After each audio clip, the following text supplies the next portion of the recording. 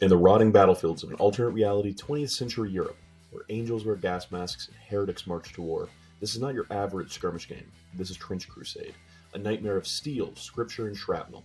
Today we're diving in headfirst, building and painting a warband to stalk the ruined trenches. Let's get grim, let's get dark. Welcome back to Grimdork Minis. Trench Crusade is an indie tabletop wargame set in an alternate 20th century where the Crusades never really ended, they just got worse. The battlefield is a cursed wasteland split between the forces of heaven and hell. Think inquisitors, demons, loudspeakers spewing scriptures over a ruined battlefield, and rusting angels wielding relics of war. It's not just about grim aesthetics, it's about narrative-first warbands, kit-bashing freedom, and lore so cursed you feel like you might need to rinse your eyes in holy water after reading. For this warband, I'm using the Cadaver Corps from Westfalia Miniatures. These resin nightmares are this month's release on their tribes page. If you like what you see, go ahead and check out their tribes linked below. This month they're actually giving away these scopes for free, so make sure to claim yours. I'm not doing much kit bashing with these, they're already screaming in aesthetic agony, but I will be pushing their story with texture heavy paint and weathering to make them look like they've been marinating in tetanus for decades. I'm sticking with the default scheme for the Heretic Legion. Rust layered on more rust, backed by dark and moody tones.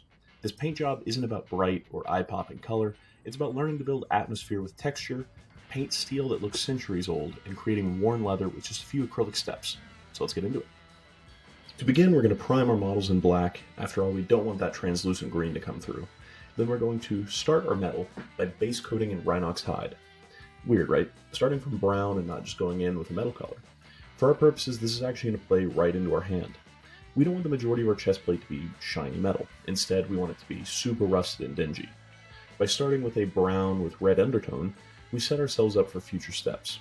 We really want to have a consistent coverage on this paint, so make sure to thin down your paints and do a couple of coats.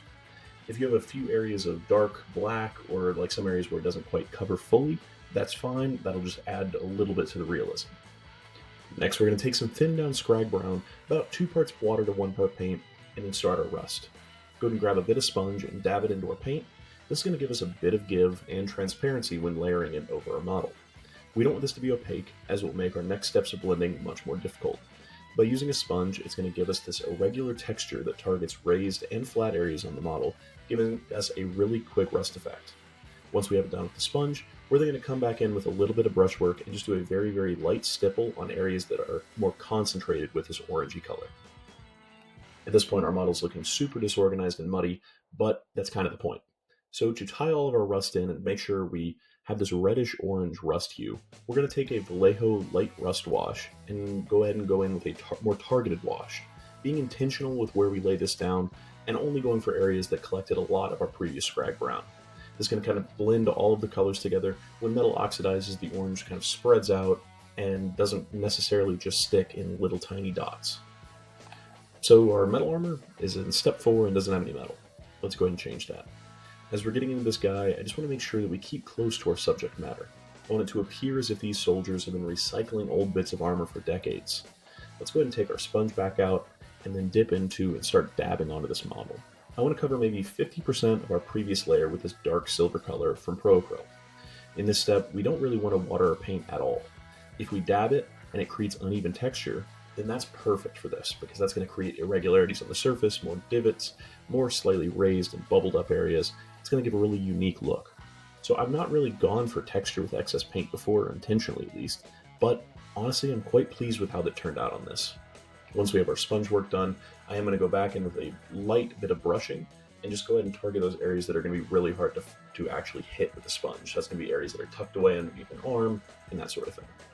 Not sure about you guys, but I have a brush that I've carefully curated for well over a year at this point.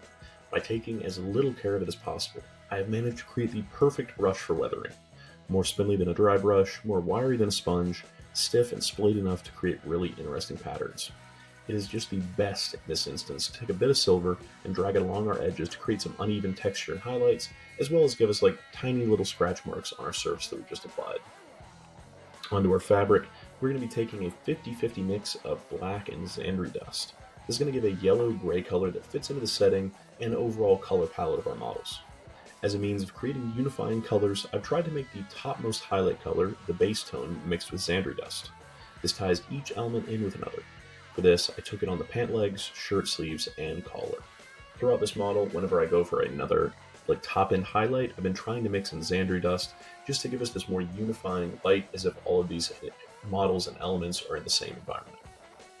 Next, I mix in more Xandri dust, roughly 2-to-1 dust to black, then pull from the recess to the edge of the element to create a volumetric highlight.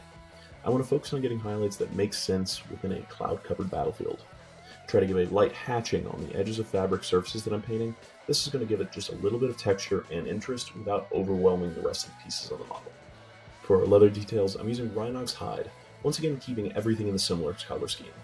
In war, especially pre-modern era, colors are very monotone. Soldiers are wearing kind of whatever they can find, typically neutral colors that are all very similar. Then, once they arrive on the battlefield, these get covered in mud, blood, and other grime. This is what I aim to convey, allowing the textures to differentiate themselves rather than the colors. Stay tuned just a moment and we will go into a lot more detail about how to paint convincing leather. As an accent color, I'm going to be mixing 2-to-1 Rhinox to a burnt red. It's going to break up the colors and add a light accent while keeping everything kind of in the same realm. Doing this will draw the eye to the center of the model, right to our realistic metal effect that we just spent the majority of our time on. So when you're painting a model, you want to focus on drawing the eye towards what you want the viewer to focus on.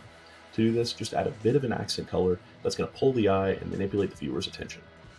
For the mask, I'm taking inspiration from World War I gas masks. It's going to be a dark tan. I'm going to paint the whole thing with Xandri dust before giving it a light wash with Reupload Flesh Shade.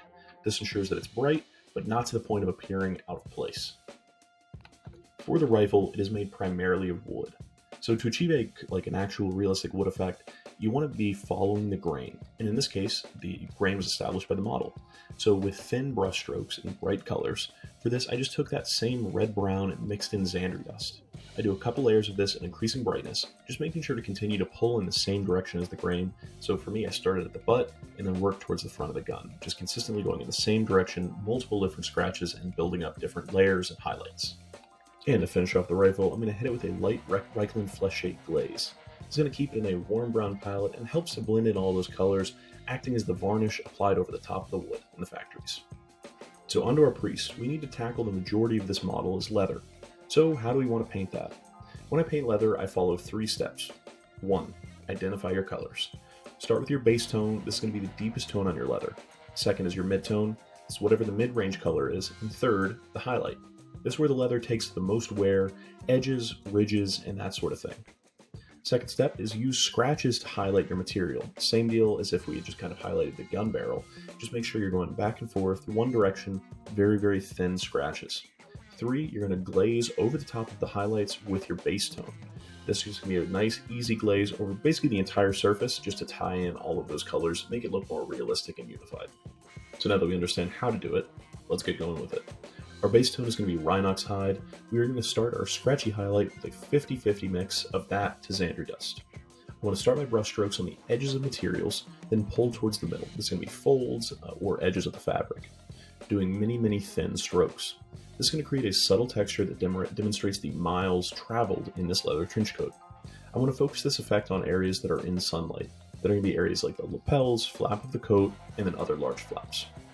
We'll then move into the similar highlight pattern with pure Xandri dust.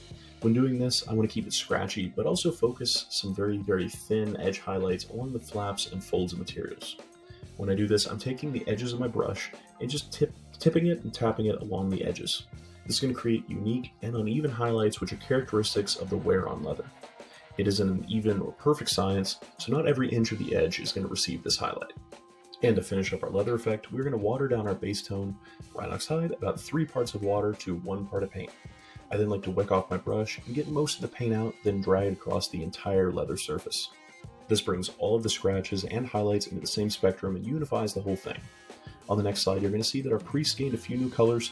I did the cloth and fabrics the same way as I did the leather. Scratchy highlights, then a unifying glaze.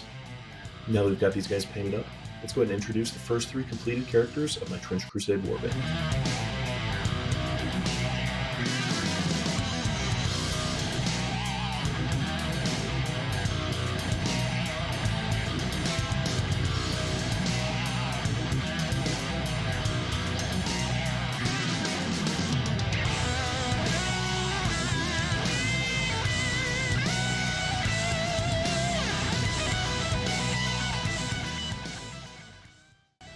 And that is our first wave of heretics ready to march through the mire in the battlefield. From rust-caked armor to scratch-ridden leather, these guys look like they've crawled straight out of a nightmare. And that's exactly what we're going for. If you liked this dive into Trench Crusade and want to see this warband grow, hit that subscribe button, leave a comment with your cursed warband ideas, maybe even drop a like for the algorithm gods. Big thanks again to Westfalia Miniatures for their cadaver sculpts, link below if you want to get your hands on them, and until next time, stay grim, stay dark, keep those brushes dirty. I'll catch you later.